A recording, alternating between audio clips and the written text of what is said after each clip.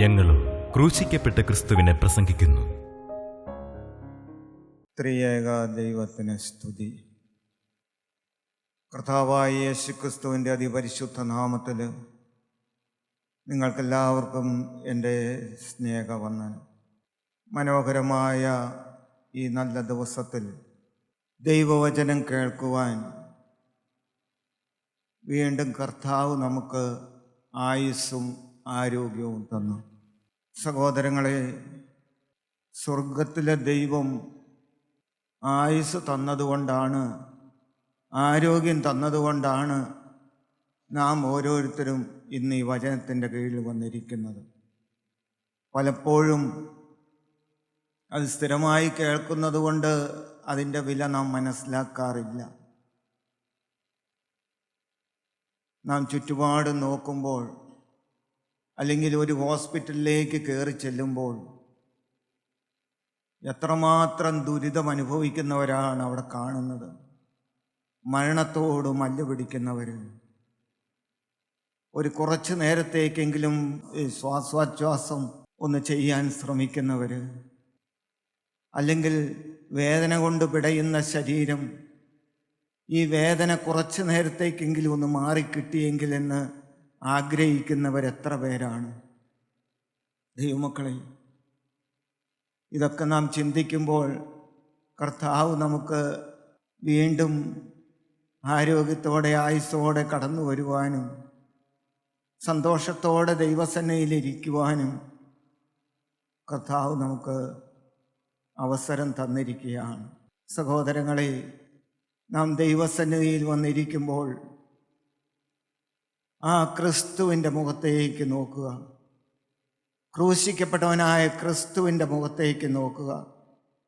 ആശ്വാസം ഒഴുകി വരുന്നത് അവിടെ നിന്ന് മാത്രമാണ്. ഞാൻ എൻ്റെ കണ്ണ് പർവ്വതത്തിലേക്ക് ഉയർത്തുന്നു, എൻ്റെ സഹായം എവിടെ നിന്ന് വരും? എൻ്റെ സഹായം ആകാശത്തെയും ഭൂമിയെയും സൃഷ്ടിച്ച യഹോവയിങ്കൽ നിന്ന് വരുന്നു.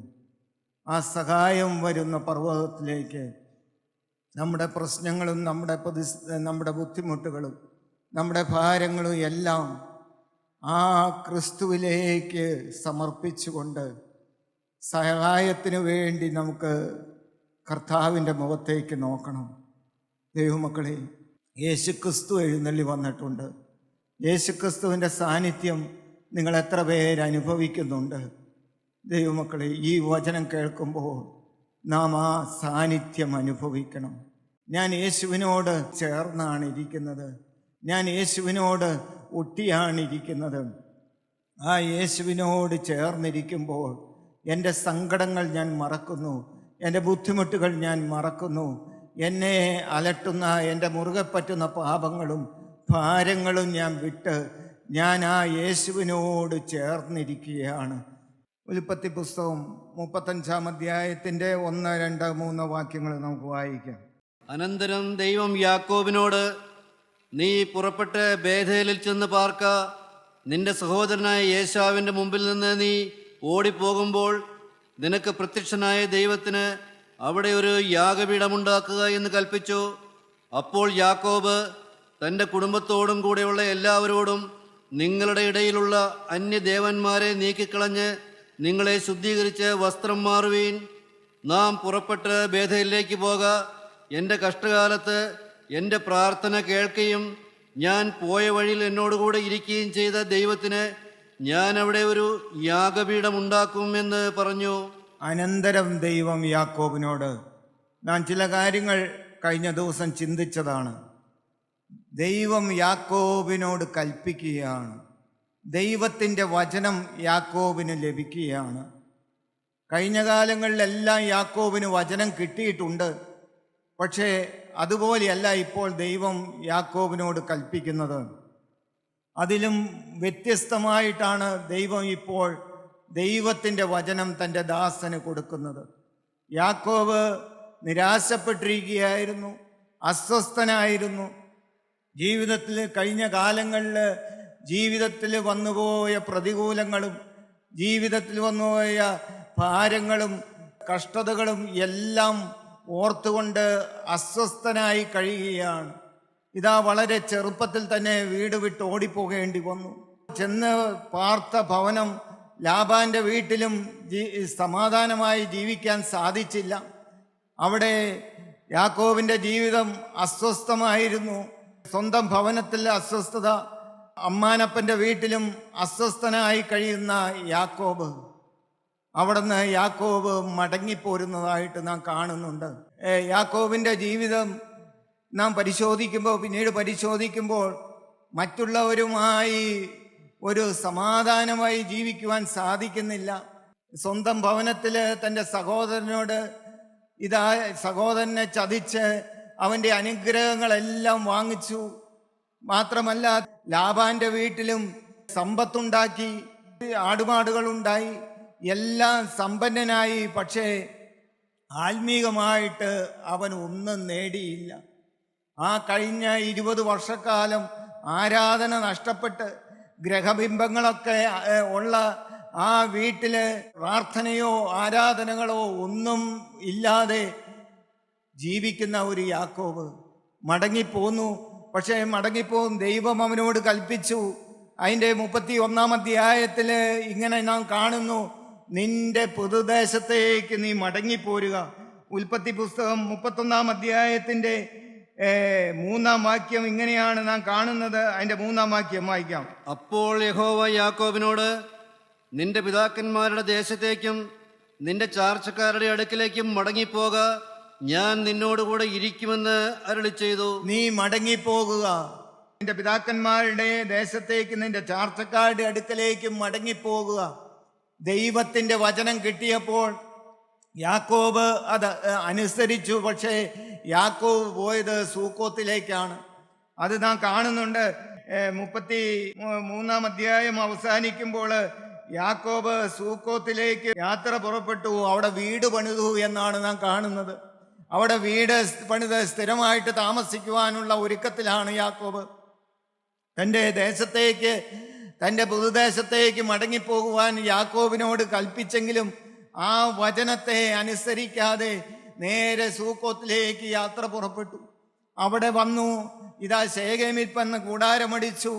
അവിടെ തൻ്റെ ഏക മകളായ ദീനയ്ക്ക് അവിടെ വലിയ അപമാനമേൽക്കേണ്ടി വന്നു. വലിയ നഷ്ടമാണ്. ഒരു ഭവനത്തിൽ എൻ്റെ മകൾക്ക് നേരിട്ട വളരെ വലിയ അപമാനം.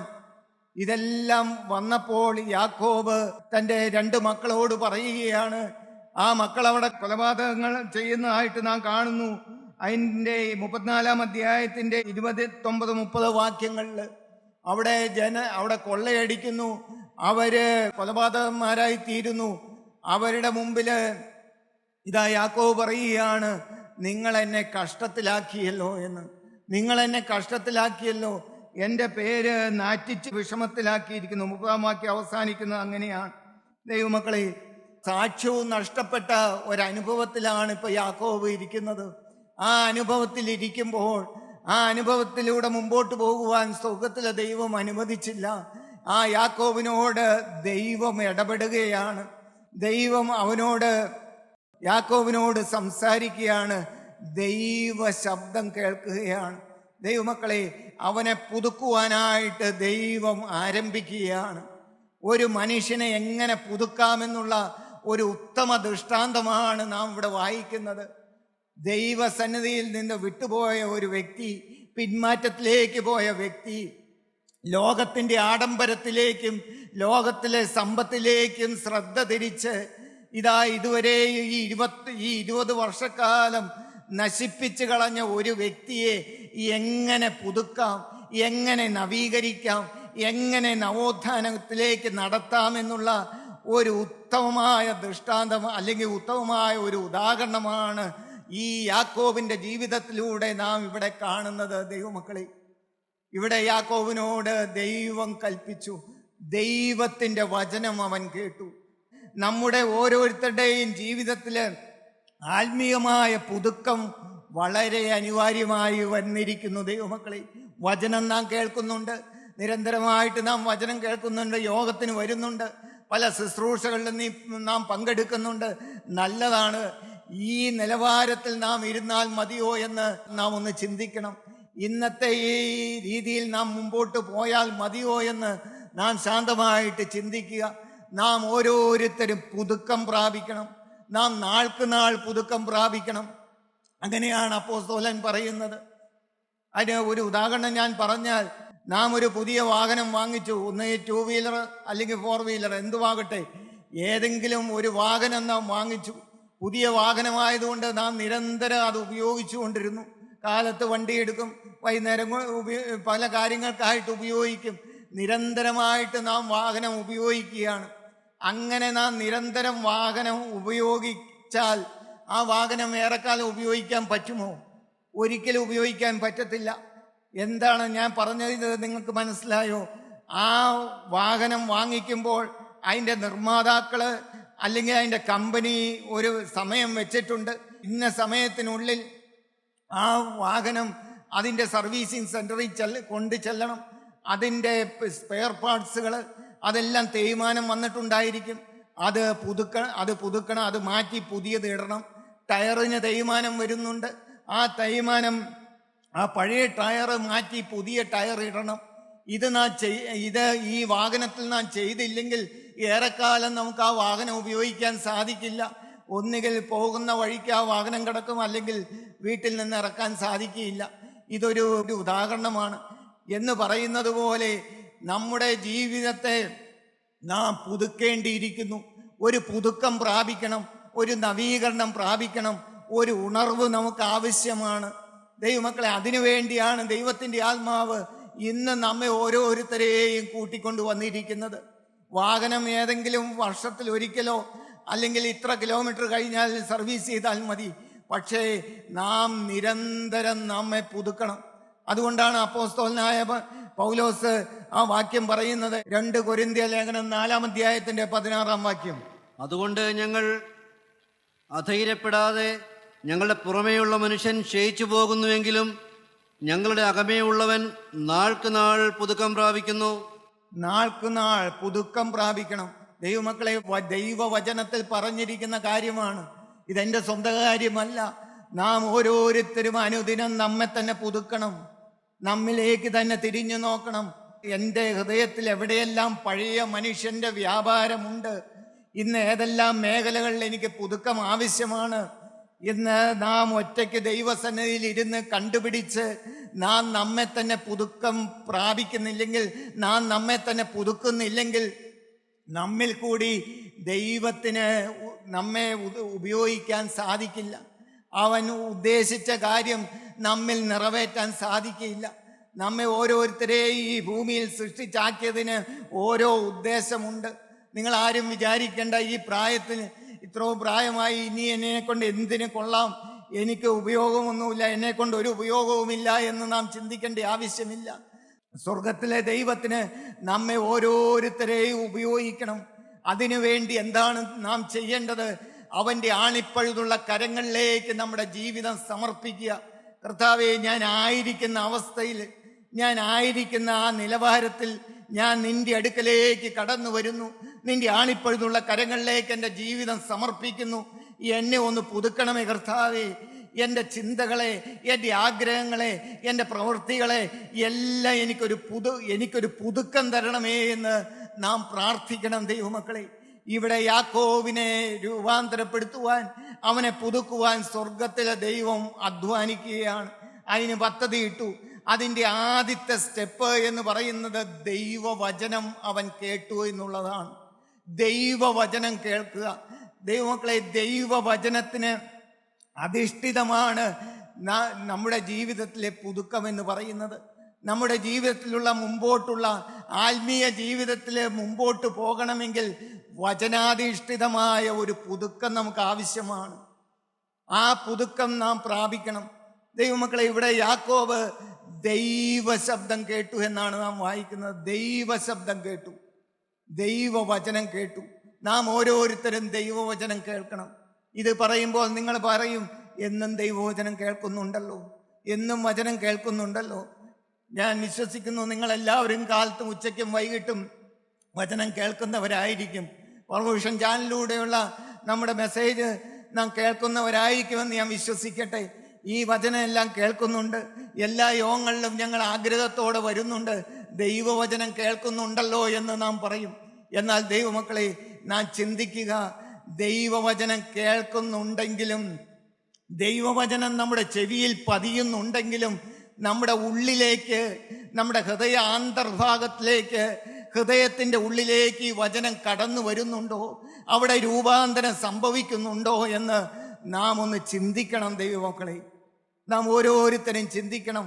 വചനം കേൾക്കുന്നുണ്ടെങ്കിലും, ആ കേൾവി ആ ചെവിയിൽ വന്ന് പതിക്കുന്നുണ്ടെങ്കിലും നമ്മിൽ അത് ക്രിയ ചെയ്യുന്നുണ്ടോ എന്ന് നാം ചിന്തിക്കണം. ദൈവവചനം കേൾക്കുക. ദൈവവചനം എങ്ങനെ കേൾക്കണം? ദൈവവചനം കേൾക്കുമ്പോൾ എന്താണ് സംഭവിക്കേണ്ടത്? അതെങ്ങനെയാണ് പ്രവർത്തിക്കുന്നതെന്ന് യേശുക്രിസ്തു തന്നെ ഒരു ഉപമയിൽ കൂടി വ്യാഖ്യാനിക്കുന്നുണ്ട്.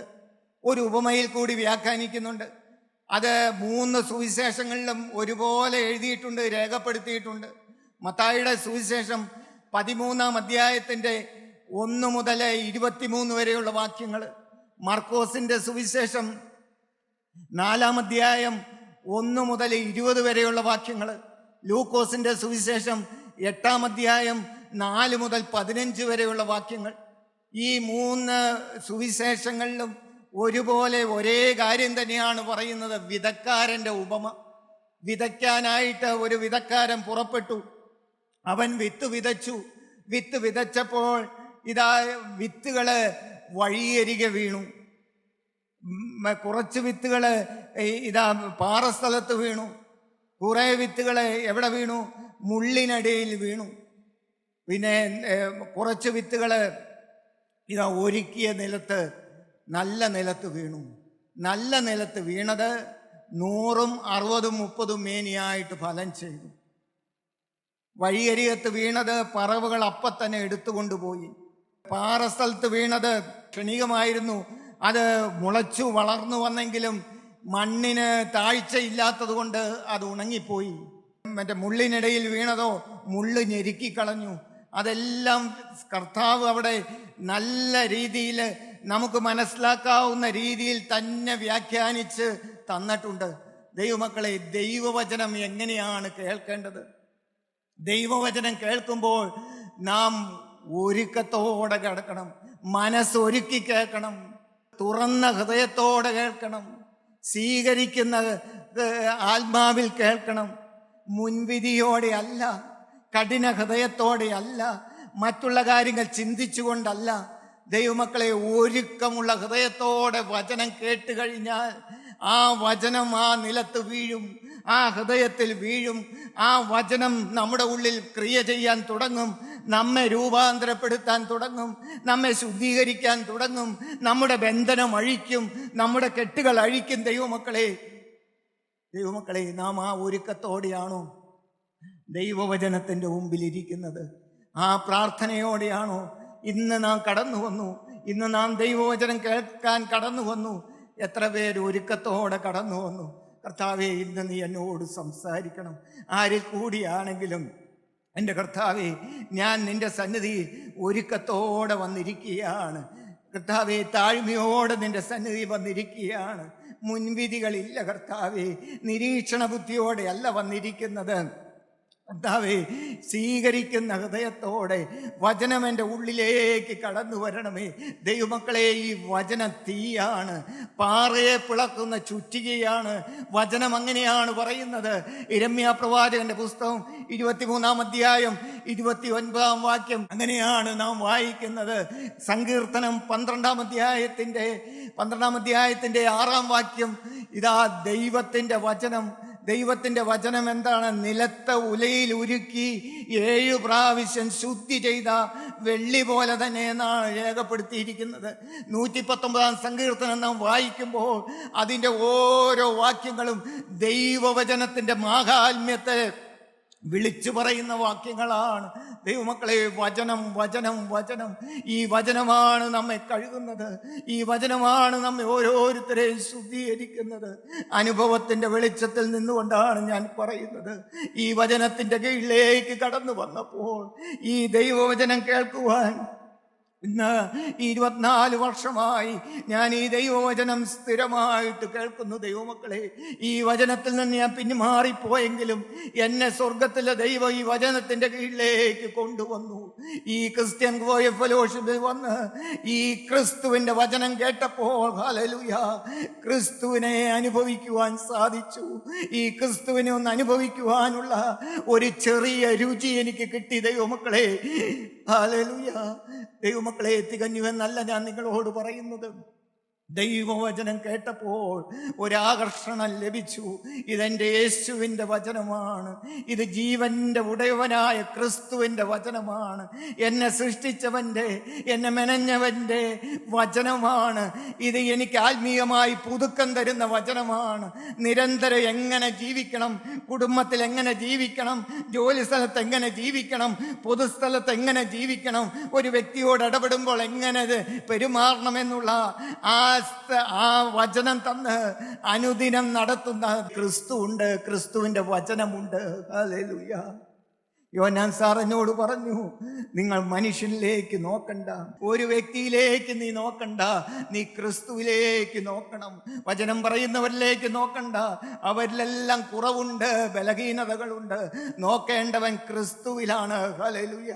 ദൈവമക്കളെ, ആ വചനം ഞാൻ ഈ ക്രിസ്ത്യൻ ഫെലോഷിപ്പിൽ വന്നപ്പോഴാണ് ഞാനത് കേട്ടത്. പല കൂട്ടായ്മകളിലും ഞാൻ പോയിട്ടുണ്ട്, പല കൂടിവരവുകളിലും ഞാൻ ചെന്ന് സംബന്ധിച്ചിട്ടുണ്ട്. യോഗം നടത്തുന്ന അല്ലെങ്കിൽ ആ സംഘടനകളുടെ നേതാക്കന്മാരുമായി സംസാരിച്ചിട്ടുണ്ട്, പെരുമാറിയിട്ടുണ്ട്. അവരെല്ലാവരും അവരിലേക്ക് ആകർഷിക്കുമ്പോൾ യോഹന്നാൻ സാറിലേക്ക് ആകർഷിച്ചിട്ടില്ല, ആ വ്യക്തിയിലേക്ക് ആകർഷിച്ചിട്ടില്ല. യോഹന്നാൻ സാറ് ക്രിസ്തുവിനെ കാണിച്ചു തന്നു, ക്രിസ്തുവിലേക്ക് നോക്കാൻ പറഞ്ഞു. ഞാൻ പറയും ദൈവമക്കളെ, ക്രിസ്തുവിലേക്ക് അടുപ്പിച്ച ഒരു ദൈവവചനമാണ് ഹല്ലേലൂയ ഇന്ന് നാം കേട്ടുകൊണ്ടിരിക്കുന്നത്. ഈ ക്രിസ്ത്യൻ ഫെലോഷിപ്പിൽ വന്നപ്പോൾ ഞാൻ ക്രിസ്തുവിലേക്ക് അടുത്തു. ഹല്ലേലൂയ. ഞാൻ ഒരു വ്യക്തിയിലേക്ക് നോക്കിയില്ല, ഒരു കൂട്ടായ്മയിലേക്ക് നോക്കിയില്ല. ദൈവമക്കളെ, ക്രിസ്തുവിലേക്ക് നോക്കാൻ ഞാൻ പഠിച്ചു. ഹല്ലേലൂയ.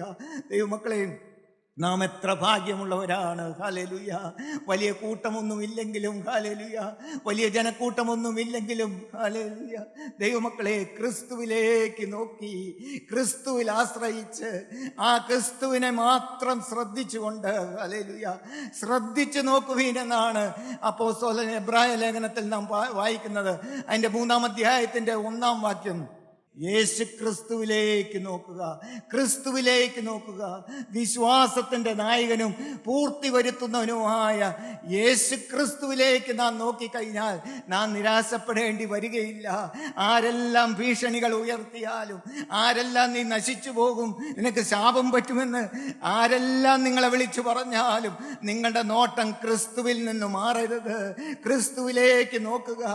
കാൽവറി കുരിശിൽ നമുക്ക് വേണ്ടി പിടഞ്ഞു മരിച്ച ആ ക്രിസ്തുവിലേക്ക്, ഹല്ലേലൂയ, മറ്റൊരുത്തനിലും രക്ഷയില്ല. നാം രക്ഷിക്കപ്പെടുവാൻ ആകാശത്തിന്റെ കീഴിൽ മനുഷ്യരുടെ ഇടയിൽ നൽകപ്പെട്ട വേറൊരു നാമവുമില്ല. യേശുക്രിസ്തു എന്ന നാമം, യേശുക്രിസ്തു എന്ന വ്യക്തി. ദൈവമക്കളെ, അവനിലേക്ക് നോക്കിക്കഴിഞ്ഞാൽ നാം ആരും നിരാശപ്പെടേണ്ടി വരികയില്ല. ദൈവമക്കളെ, ദൈവത്തിൻ്റെ വചനം കേട്ടു. ദൈവത്തിൻ്റെ വചനം കേട്ടപ്പോൾ യാക്കോബ് തീരുമാനിച്ചു, സമർപ്പണമെടുത്തു. യാക്കോബ് സമർപ്പണമെടുത്തു. ഉടനെ അന്യദൈവങ്ങളെ നീക്കിക്കളയുന്നു. പിന്നീട് നാം വായിക്കുമ്പോൾ ഇതാ അന്യദൈവങ്ങളെ നീക്കിക്കളയുന്നു, ശുദ്ധീകരിക്കുന്നു, വസ്ത്രം മാറുന്നു. ഞാൻ ഒരു കാര്യം നിങ്ങളോട് പറയട്ടെ, ക്രിസ്തീയ ജീവിതത്തിൻ്റെ അടിസ്ഥാനം നാം പുതുക്കം പ്രാപിക്കാൻ ആഗ്രഹിക്കുന്നവരാണെങ്കിൽ, ഈ ദൈവവചനം കേൾക്കുന്ന സഹോദരങ്ങളെ, സഹോദരിമാരെ, നിങ്ങളോട് ഞാൻ പറയട്ടെ, നിങ്ങൾ ആത്മീയമായി പുതുക്കം പ്രാപിക്കണമെങ്കിൽ ക്രിസ്തുവിൻ്റെ വചനമാണ് അടിസ്ഥാനം. ഈ വചനത്തിന് നാം ഇടം കൊടുക്കുക, നമ്മുടെ ജീവിതത്തിൽ വചനത്തിന് ഇടം കൊടുക്കുക. നാം നിരന്തരം വചനം വായിക്കുക, വചനം വായിച്ചുകൊണ്ട് ദൈവസന്നിധിയിൽ മുട്ടിന്മേലിരുന്ന് കരയുക, ഈ ജീവിതം പരിശോധിക്കുക. കർത്താവേ, ഇന്ന് ഈ അവസ്ഥയിൽ നിന്റെ 2ാമത്തെ വരവാണെങ്കിൽ ഞാൻ എടുക്കപ്പെടുമോ? ഞാൻ രക്ഷിക്കപ്പെട്ടവരുടെ കൂട്ടത്തിലായിത്തീരുമോ?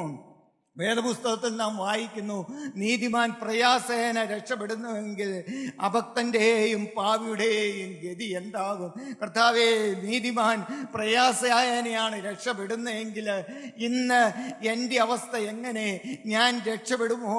കർത്താവേ, നിന്റെ രണ്ടാമത്തെ വരവിൽ ഞാൻ തള്ളപ്പെട്ടു പോകുമോ? ദൈവമക്കളെ, നാം ഗൗരവമായി ചിന്തിക്കണം, ഗൗരവമായിട്ട് ചിന്തിക്കണം. കർത്താവേ, നീ ന്യായം വിധിക്കുമല്ലോ.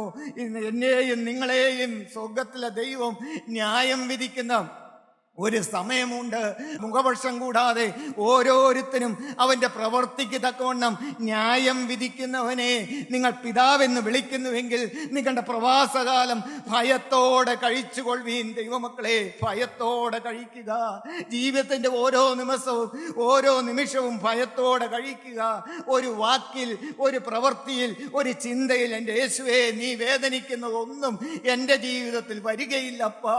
നീ എനിക്ക് വേണ്ടി രക്തം ചിന്തി എന്നെ വീണ്ടെടുത്തതാണ്, നിന്റെ പൈതലായി എന്നെ തിരഞ്ഞെടുത്തതാണ്. കർത്താവേ, ഉള്ളതിനെ ഇല്ലായ്മ ചെയ്യുവാൻ ബലഹീനവും നികിഷ്ടവും ഏതുമില്ലാത്തതും തിരഞ്ഞെടുത്ത എൻ്റെ യേശുവേ, നീ എന്നെ തിരഞ്ഞെടുത്തല്ലോ.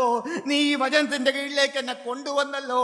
അപ്പാ, ഞാൻ നിന്റെ മുമ്പിൽ നിൽക്കുകയാണ്. എന്നെ നിന്റെ കരങ്ങളിലേക്ക് സമർപ്പിക്കുകയാണ്. എന്നെ നിന്റെ ആണിപ്പഴുതുള്ള കരങ്ങളിലേക്ക് സമർപ്പിക്കുകയാണ്. ഏൽപ്പിച്ചു കൊടുക്കാമോ?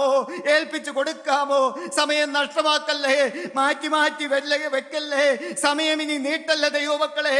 ഇതാ രക്ഷകൻ കടന്നു വന്നിട്ടുണ്ട്, ആണിപ്പഴുതുള്ള കരവുമായി കടന്നു വന്നിട്ടുണ്ട്. നിങ്ങളെ ഏറ്റുവാങ്ങുവായി. ഹല്ലേലൂയ. നിങ്ങളുടെ സ്വത്ത് വേണ്ട, നിങ്ങളുടെ പണം വേണ്ട, നിങ്ങളുടെ ഒന്നും വേണ്ട. യേശുവിന് നിങ്ങളെ തന്നെയാണ് വേണ്ടത്. യേശുവിന്റെ കരങ്ങളിലേക്ക് നിങ്ങളെ സമർപ്പിക്കുമോ? എൻ്റെ യേശുവേ, എന്നെ ശുദ്ധീകരിക്കണമേ, എന്നെ കഴുകണമേ, അവിടുത്തെ രക്തത്താൽ എന്നെ കഴുകണമേ. അനേകം പാപങ്ങൾ എൻ്റെ ജീവിതത്തിൽ വന്നുപോയി കർത്താവേ. എൻ്റെ ചിന്തയിൽ, എൻ്റെ ആഗ്രഹങ്ങളിൽ, എൻ്റെ പെരുമാറ്റത്തിൽ എല്ലാ പാപത്തിന്റെ കറ പറ്റിപ്പോയി കർത്താവേ. ഹല്ലേലൂയ. നല്ല പ്രവൃത്തിയാണെന്ന് ഞാൻ ചെയ്തതിൽ പോലും പാപത്തിന്റെ കറ പറ്റിപ്പോയി കർത്താവേ. എൻ്റെ യേശുവേ, നിന്റെ സന്നിധിയിൽ ഞാൻ കടന്നു വരുന്നു. ഒരു കുറ്റവാളിയെ പോലെ നിന്റെ സന്നിധി നിൽക്കുകയാണ്. അവിടുത്തെ രക്തത്താൽ എന്നെ കഴുകണമേ, രക്തത്താൽ എന്നെ ശുദ്ധീകരിക്കണമേ. യേശു ക്രിസ്തുവിന്റെ അതിപരിശുദ്ധ നാമത്തിൽ തന്നെ. ആമീൻ.